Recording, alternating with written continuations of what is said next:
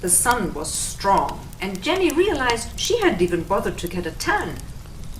So she put on a baggy pair of shorts, a bathing top, sunglasses, a wide-brimmed hat, shoved an apple and penknife in her pocket, grabbed a book, and wheeled a beach lounger outside. With 100 pages left, she heard something. It sounded like the clacking of lobster buoys adrift in the shallows. Sounds didn't make her nervous, but she knew every sound the cottage, the island, and the ocean could make. This wasn't one of them. Either someone was playing a joke, or someone was hurt. She wasn't sure if the locals could be that immature, but she wouldn't put it past them. 25 pages later, she heard it again. The sound came on and off with the wind. Unsure what it was, she investigated. It stopped as she neared the dock. Hello? There was nothing there.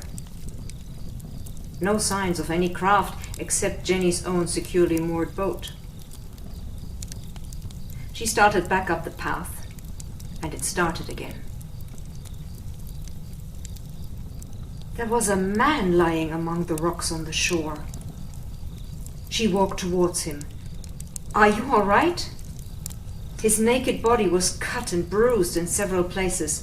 Parts of a nylon fishing net cut into his flesh. The wounds had festered. His legs were bound in various lines. He rolled onto his stomach as she neared. His back was blistered from the sun.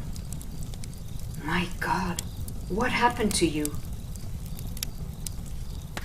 He tried to crawl away and passed out. She took the knife from her pocket and cut the lines. Unconscious, he shivered, his breathing shallow. She ran to the cabin and brought the lounger back. Carefully, gently, she rolled him onto it and pulled him back to the cabin. There, she placed him in her bed, rubbed aloe on his wounds, and covered him. There wasn't much she could do. She had just given the word all the medical supplies she'd bought for the summer. She took one more look at him, placed a note on the bedstand beside him, and went back to the village.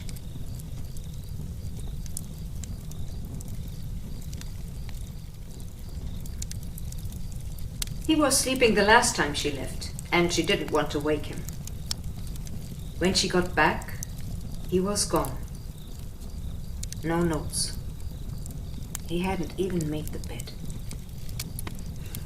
She sat in her rocker and rocked rapidly back and forth, looking out the window, her jaw tight, occasionally clearing her throat. That night, after changing the sheets, she tried to sleep. Just as she was closing her eyes for the night, she heard the cottage door open. She looked around and grabbed the hairbrush, the only thing she could think of as a weapon within reach.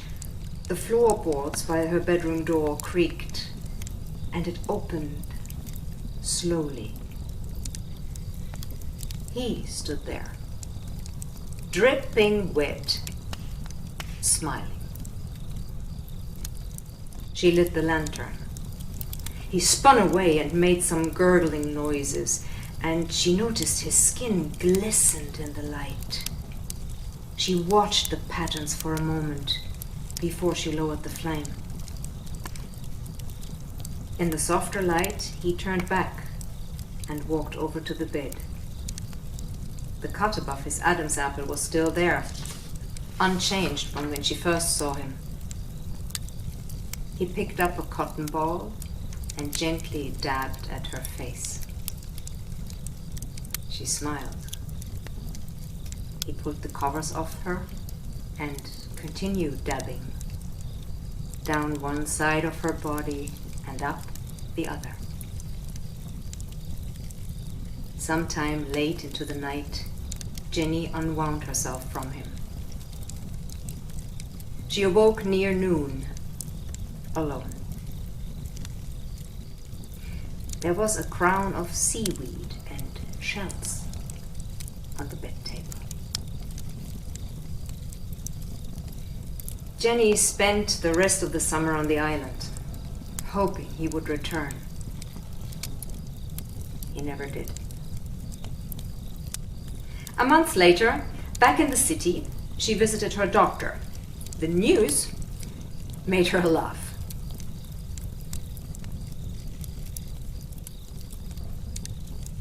Davy's tone of boredom summoned her back to the present. Mom. Okay, she said. Let's go across the sound. We've got to stock our shelves. That perked the children up. They ran down to the dock ahead of Jenny, but when they got to the boat, they stopped and stared. Go ahead, get in, she said. Davy looked back at her. Mommy, there's some seaweed in the boat.